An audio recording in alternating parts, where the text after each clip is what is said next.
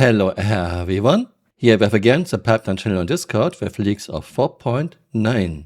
Some of those changes could be added to live tomorrow in 4.8.3, in 4.9 or later. So don't get your hopes up too much.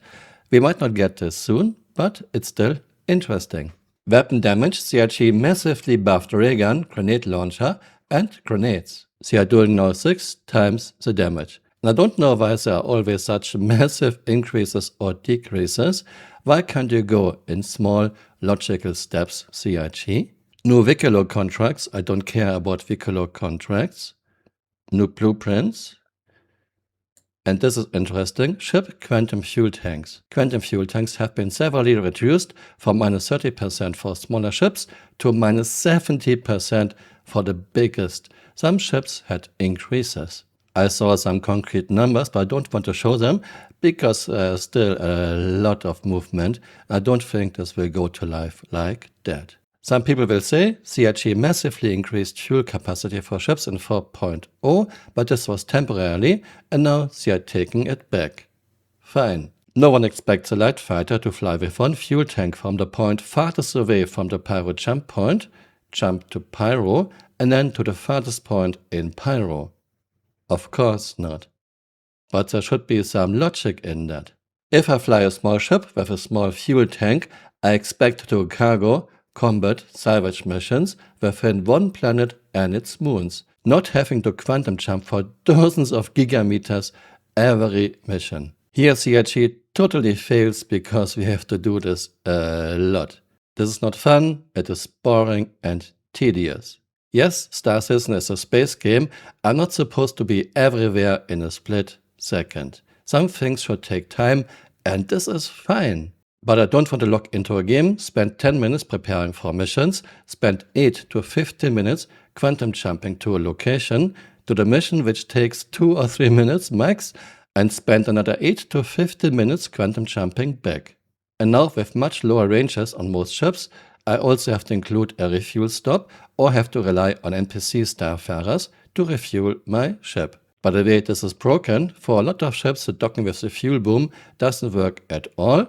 For other ships, it can take several minutes of tries, and it can even destroy your ship if you try to dock to an NPC starfarer for refueling.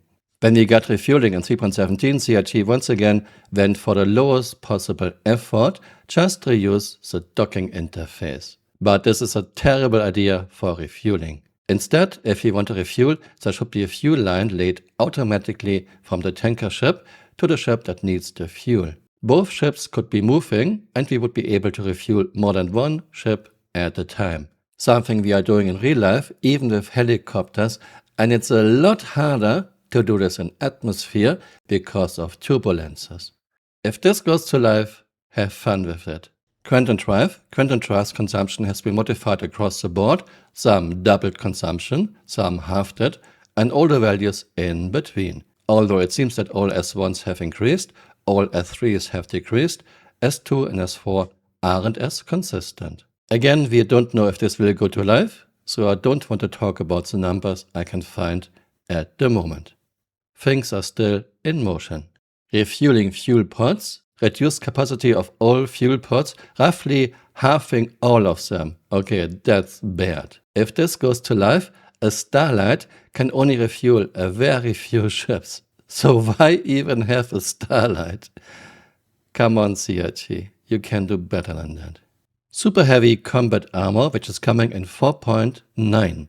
It looks very strange and not very mobile. We don't have much about it yet, however the description gives some stats. Damage reduction -90%. Min-max temperature, radiation capacity and radiation scrub rate.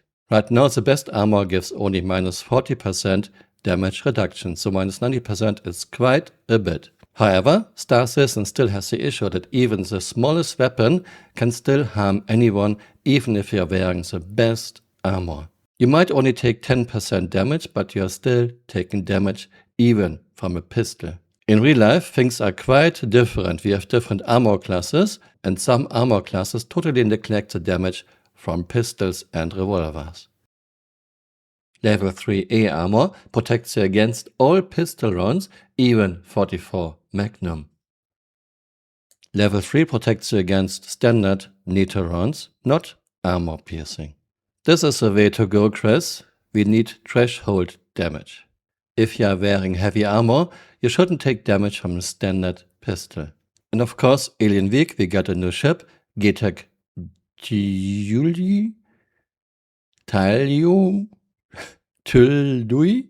I think I stay with Gatac Tyilui. Max crew 4.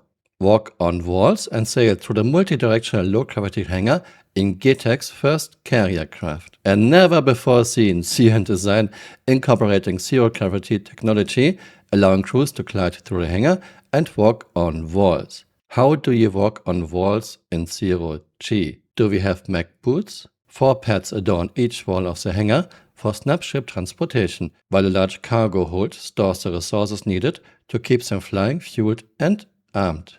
Visually, it looks like a rail with a longer and wider rear. Snaps can fly in and out of the back, which opens up with what looks like an air shield and park on the walls. Fits for Furies. Rumored bundle will go up that comes with Fury or Furies. And here are some pictures. Those are 3 minutes old. I had to redo my video. This is the opening where you are flying in and out with your snap fighters. Here it is opened up. And a view from the side. I guess get your wallets ready. No, I won't buy any more ships until I see some real improvement. I didn't buy any new ships in the last 3 years. These are all the 4.9 leaks I could find so far. Thanks very much, Pipeline, for all the leaks. Thanks for watching and see you next time. Bye. Auf Wiedersehen. Okay. I want to try again. Taking helmet off and look, that's us. Sometimes this game is a horror game. Okay, let's take the helmet off.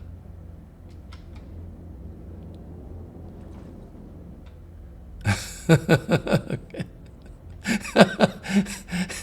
It's Halloween. Okay, that's too good. And helmet back on. Hey, you're still here. You might want to join me on Twitter or on Blue Sky.